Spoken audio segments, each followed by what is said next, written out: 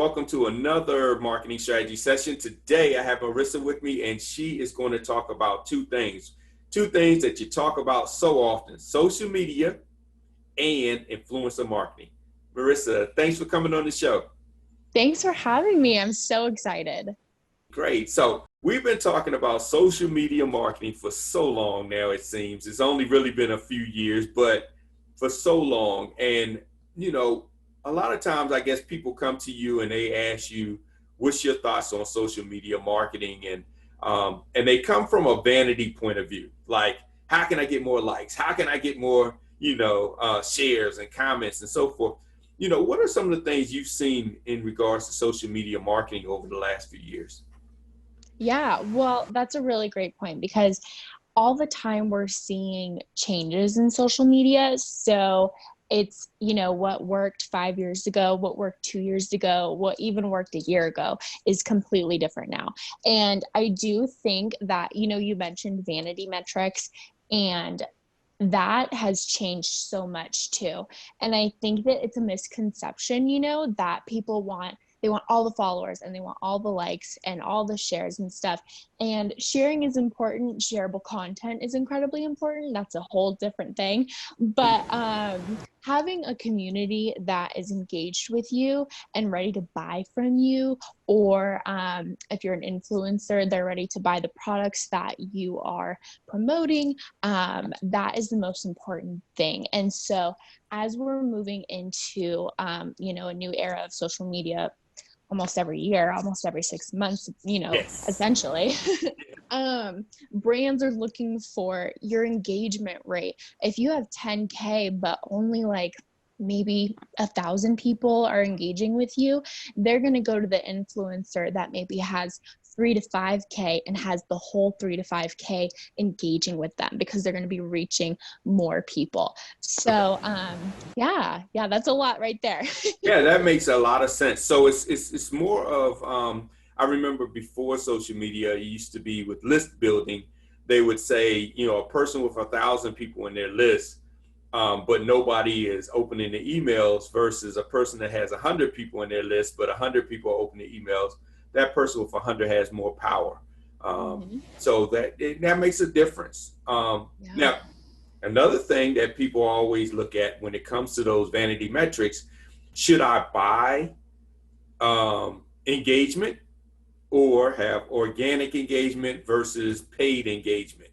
So, I Hmm. mean, and the three difference for those that don't know: buying engagements, you can literally buy people um, likes, shares, so forth, or bots. They may be bots too, versus organic, which people find your content and they truly like it or share it, versus paid, to where you literally pay the platform to send you people that are most likely to engage. But it doesn't Hmm. mean that they really do it, but they like everybody's stuff. So so if you send it to them, they're just going to click like anyway.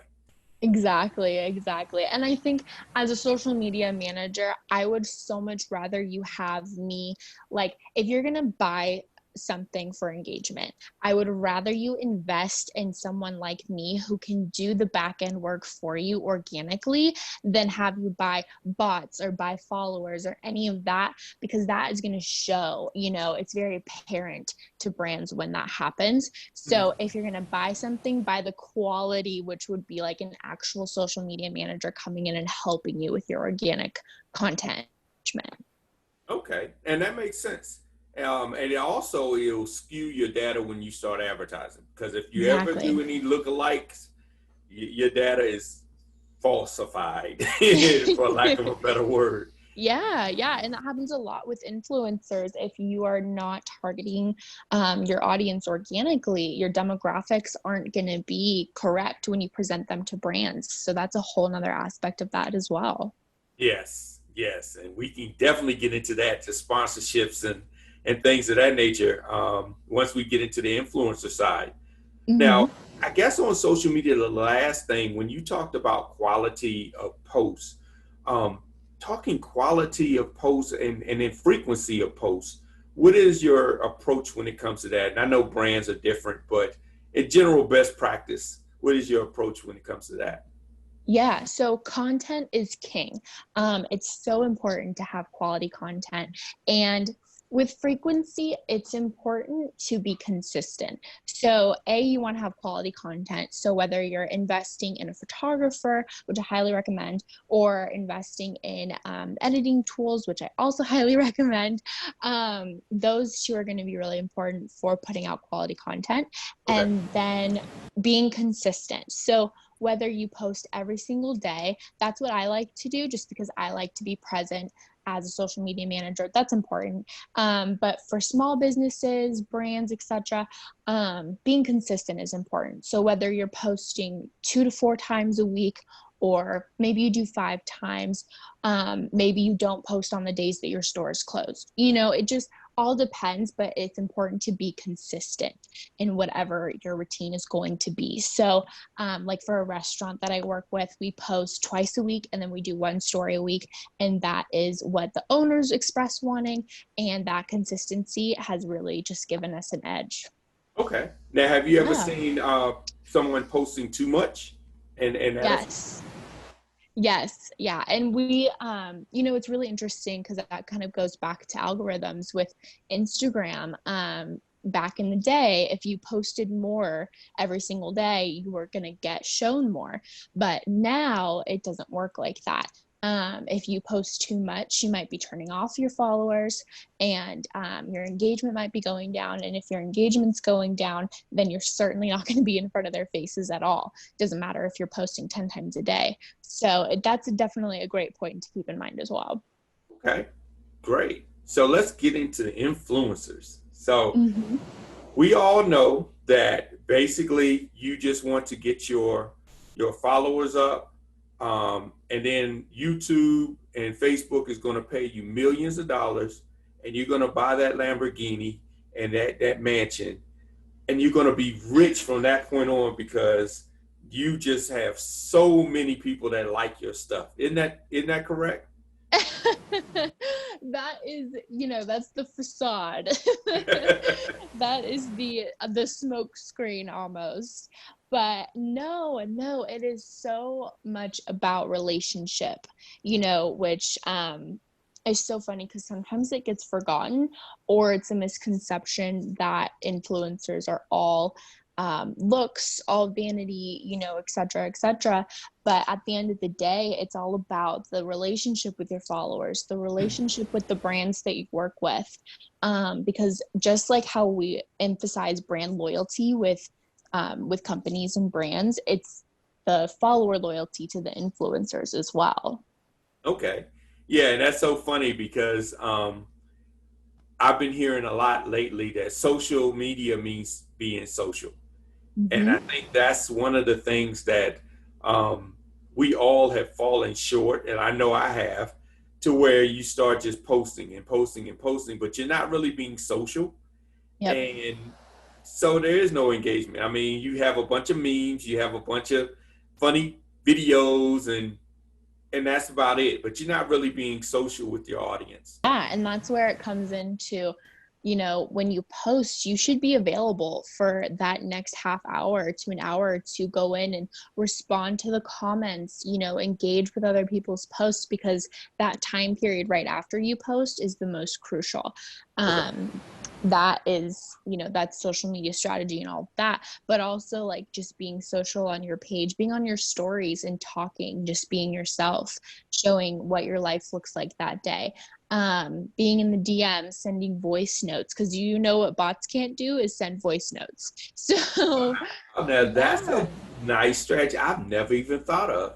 Mm-hmm. Wow. Okay. Exactly. Yeah. Yeah. So just being personable and showing up for your audience is incredibly important. And if you don't have the time for that, you need to outsource it. You know what I mean? Yeah. Huh. And I like to talk better more than I do type. So Me that might too. be a new strategy for me. I've never even thought about voice notes. Wow. Yeah, it's a great like personal way to connect with people as well. I've made sales just from, being on talk instead of just typing. It gives them a feel for me and for my personality, and they're buying you essentially sometimes. That's the truth. That is true. Hmm. So Yeah. now you talked about this earlier. You talked about if you have an engaged audience and you're an influencer, and now people look more for your engagement versus your follower count. How do you, measure that? I mean, especially since the old method, it was so prevalent.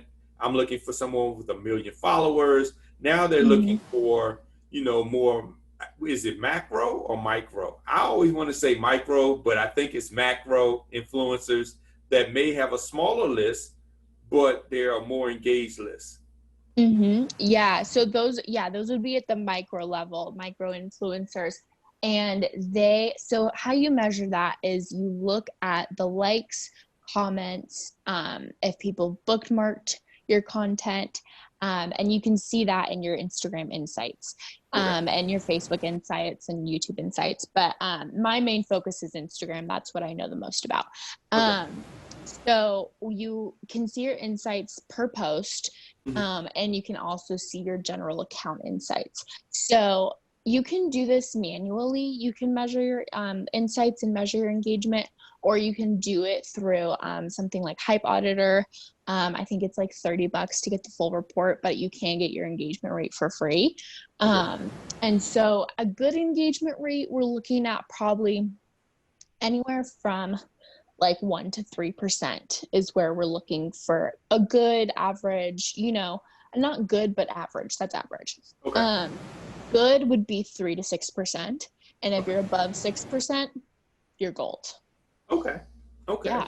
And a lot of companies, when they want to do business with you, they're looking at that. So that's what you're presenting them, that though I may have X amount of people that follow me, out of that, I get this amount of engagement, and I know my audience. My audience is typically, whatever demographic and psychographics that you have on them. Yep, exactly. Yeah, you can present your demographics, your data, and you can also present like, this is how many website clicks I get. So if you would like me to put your link in my bio, you're going to get this many clicks. I can guarantee you this is my average, all of that too. There's so many aspects to pull the brands in. Okay, cool. Now, what about these apps that basically make you an influencer? They'll have a list of brands, and you basically say, I'll promote this brand, and you click it and do a video, post it up. Have you found them to be effective or more just time consuming? Incredibly time consuming, because what happens is you sign up and you're trying to find brands, but you might only get one deal every 6 months. You don't know the frequency of how many brand deals you'll get. So I think it's important to work with a brand manager, because your brand manager is going to be the personable aspect, and they're selling you for you. So you don't have to be tied to your computer all day. Okay. But instead, your manager is going to represent you and make those deals for you, set up the phone calls. You can get on the phone with the brand. Like, it's so much more. It's about the relationship. So it's so much more effective to have someone managing it for you. Okay. That makes Yeah. Wow. So that's an aspect that I think a lot of companies don't look at. They look at a social media manager in a sense of, this is just going to be somebody that posts these posts for me. They're not really building relationships. They're just on a posting schedule, um, and that's it. And it's, to be fair, that's a lot of times how it's sold. I mean, it's just, Mm-hmm. we'll post X amount of posts for you for this price a month, and that's that. Yeah. Um, so it's more involved in the brand management when you're looking at it, taking it from a post to an actual, I guess you would say, product in a sense, um, Mm-hmm. or service. So, Yeah, definitely. Yeah, because I always emphasize, I probably spend 1 or 2 days out of the week planning posts and scheduling them, writing captions, hashtag research, all of that. probably 1 to 2 days a week, I would say. And then the rest of the week is all about community management and engagement, which is that relationship building aspect. And I tell all of my clients, the bulk of this work is growing your account and growing and building and cultivating the relationships. Okay. Yeah. Yeah. And that's something that is hard for businesses to do. Because first of all, Yeah. most businesses are, I would say, machines in a sense. That relationship building and warm feeling is not a part of the way they do business. It's more transactional. You really don't communicate much, hands off type. So that's a new concept for a lot of businesses. And even when I've consulted companies that are large companies, it's really hard for large companies to build that relationship. Smaller companies, especially mom and pop, it's a little easier because it's just you and you can answer a lot of the messages and so forth, where a big company is kind of like just a machine. So that's a great point, is building relationship, or at least finding ways to engage the relationship communication to give yourself a chance to build a relationship. Yeah, exactly. Yeah. And even when working with like a bigger company, I'm on the team at Arizona State University for their social media. We have whole departments, whole teams, just for one account, two accounts, so that we can go in and make sure we're responding to comments, checking out our tags, all of that. So, yeah. Now, do you use any type of like automation, or would you recommend using any type of automation for that relationship building, or the personal touch, the person actually responding is a better approach? I think a combination of both, to be honest with you, especially on a scale that large. I think, Facebook has the wonderful tool of initiating that message with, how can I help you? Or would you like to set up an appointment? You can send that automated message. And then once there's a reply, you can go in and continue that conversation. So I think having an easy automated system to get things going, and then you can go in and build from there. Okay, great. Yeah. So the last part of the show, we always talk about the good, the bad, and the ugly. So you can share some good, bad, and ugly experiences or things you've seen in the market. Yeah. Okay. Great things are things we've already, covered: organic content, organic engagement, really investing into local, either freelancers or local businesses who can support you in that growth, because truly business owners, like, a lot of them don't have time for this, and that makes total sense. So good things, all organic and relationship building, like we've covered. Bad would be, don't, I think, as for influencers, don't just go with the flow, don't try to be an influencer that you're not, and don't try to build a brand of, oh, I'm an influencer, but then there's like, it's all fluff, Okay. Don't go down that path. Ugly, don't buy your followers, because it's obvious. I was thinking the same thing. I was thinking the exact same thing. It's obvious. Just don't do it. Just don't even do it. It's a waste of your money. Invest it, invest into someone who's going to get you real followers. So that's all the good, bad, and ugly I can think of. Okay. That's great. That's great, actually. I was thinking the same thing when it came to it.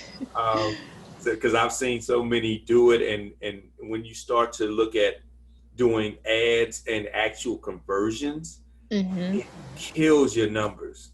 I mean, it really kills your numbers, because they're like, oh, well, we had 10,000 people come to, this, and we only converted at this percent. It's like, you really didn't have 10,000. You kind of bought 9,000 of them. So you really had 1,000 people, which makes your conversion a little bit better, but we can't really now pull any type of true information to make decisions on, because we don't know how many, and it takes so much time to filter out the fake And it just doesn't make it Yes. worth it. Yeah, exactly. And then actually you just reminded me another bad, I don't recommend boosting posts on Instagram. I recommend a detailed and strategized Facebook ad campaign that connects to your website. So you can use Pixel and retarget, all of that. So another bad, just Instagram boosting does nothing, but get you maybe in front of a few more faces. Yeah, actually, I've heard the same thing when I was talking to some experts about Facebook boosts, that used to work. Like you said earlier at the very beginning of the show, it used to work a few years ago, Mm-hmm. but now it's like just giving money, just giving them money. Exactly. And sometimes it can even be detrimental to your strategy because you're paying for a post and boosting your posts, but then maybe once you stop paying, Facebook and Instagram are going to stop showing you because you're not paying anymore. Craziness. Yeah. So don't start nothing you can't finish. No, it's kind of you started a bad trend. So wow, that's good to know. Good to know. Well, Marissa, thanks so much for the information. Now, if somebody wanted to have you manage their brand, how can they get in touch with you? Yeah. So my Instagram is just my name, Marissa Piper. It's MARISAPIEPER. A little bit of a strange spelling there. The E gets you. I know, and it's like one R, one S, and Marissa. It's there's so many ways to spell all of it, but you can find me on Instagram and Facebook, and my email is on my Instagram, so you can email me or DM me. I'm on there constantly. So Okay, great. Well, thanks so much for sharing. Hopefully, y'all learned a lot. I did, as I've learned a lot as always. And if you need someone to help you to actually get some traction with your social and influencer marketing, feel free to reach out to Marissa. And we also want to hear your comments and your questions in the actual post, so we can engage with you. So that's the whole key to it all. So look forward to hearing from you. Thank you once again, Marissa, and thank you. best of success for everyone. Yes, thank you so much.